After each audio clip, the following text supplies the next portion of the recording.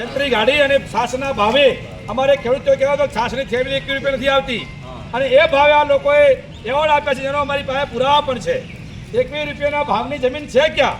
સરકારને અમારી વિનંતી છે કે ભારતમાલા પ્રોજેક્ટ આપ કરો એનો અમને કોઈ વાંધો નથી, વિકાસની સામે અમને કોઈ વાંધો નથી, પરંતુ અમારી જમીન 50 લાખ રૂપિયા વીઘો મળતી નથી।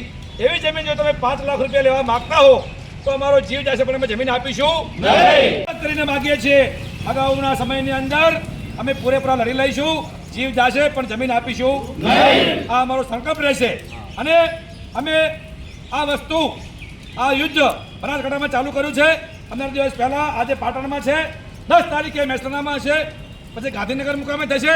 આમ કરીને જો સરકાર અમને ન્યાય નહીં આપે તો અમારા ઢોર ઢાખર, અમારા બાળકો અને અમે તંબુ જઈને ગાંધીનગરમાં ખેંચીશું, એ નિશ્ચિત છે।